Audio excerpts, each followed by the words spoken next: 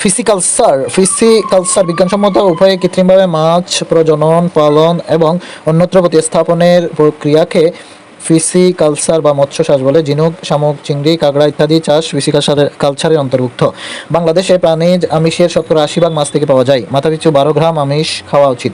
বিভিন্ন প্রজাতির মাছের একই সাথে চাষ করার পদ্ধতিকে মিশ্র চাষ বা কম্পোজিট ফিশ কালচার বলে। বাংলাদেশে 96টি সরকারি মৎস্য উৎপাদনকারী খামার আছে। পোনা সরবরাহ করার জন্য 7টি এবং বেসরকারি পর্যায়ে 50টি আধুনিক আতুর পুকুর বা ডিম ফোটানোর কেন্দ্র বা হ্যাচারি স্থাপিত হয়েছে। চিংড়ি মাছ নয়, এটি একটি সুস্বাদু এবং উপাদেয় জলজ প্রাণী। মিঠা পানির চিংড়িকে গলদা চিংড়ি এবং লোনা পানির চিংড়িকে বাগদা চিংড়ি বলে। বাংলাদেশের রপ্তানিকৃত চিংড়ির 70% গলদা চিংড়ি।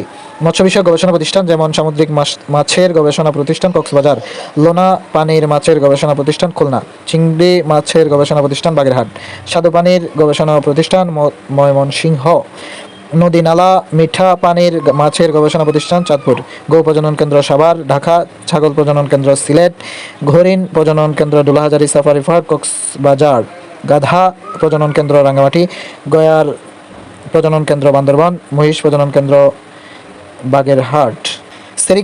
সেরিকালচার রেশম সুতা উৎপাদন এবং রেশমি বস্তু তৈরির উদ্দেশ্যে বিজ্ঞানসম্মতভাবে রেশম মদ পালন করার এবং তার গুটি বা কোকুন থেকে রেশমি সুতা সংগ্রহ করার সার্বিক প্রক্রিয়াকে রেশম চাষ বা রেশম মতের চাষ বা সেরিকালচার বলে। রেশম মথের লালা গ্রন্থি থেকে নিঃসৃত রস বাতাসের সংস্পর্শে এসে শুকিয়ে রেশম সুতা পরিণত হয়। দুধজাত রেশম সবচেয়ে উন্নত মানের সিল্ক সুতা তৈরি করে। খ্রিস্টের জন্মের প্রায় 2000 বছর আগে চীন দেশে রেশম সুতা আবিষ্কৃত হয়। ময়মনসিংহ, টাঙ্গাইল, রাজশাহী, রংপুর, দিনাজপুর, বগুড়ায় তুঁতজাত রেশম পোকার চাষ হয়। রাজশাহীর আবহাওয়া এবং মাটির বৈশিষ্ট্য তুঁত গাছ উৎপাদনের জন্য অত্যন্ত উপযোগী বলে রাজশাহীতে প্রধান তুঁতজাত রেশম পোকার চাষ হয়ে থাকে। রেশমি সুতা বিদ্যুৎ অপরিবাহী বলে এই সুতা দিয়ে বৈদ্যুতিক তারের ইনসুলেটর আবরণী তৈরি হয়। রেশমি সুতা সার্জিক্যাল সুতা হিসেবে অস্ত্রোপচারের সময় ব্যবহার করা হয়।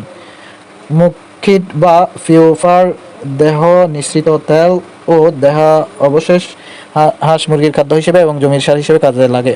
1978 সালে রাজশাহীতে বাংলাদেশের রেশম উন্নয়ন বোর্ড স্থাপিত হয়েছে। খ্রিস্টপূর্ব 2000 অব্দে চীনে রেশম সুতা আবিষ্কৃত হয়। রেশম গবেষণা প্রতিষ্ঠান রাজশাহীতে অবস্থিত।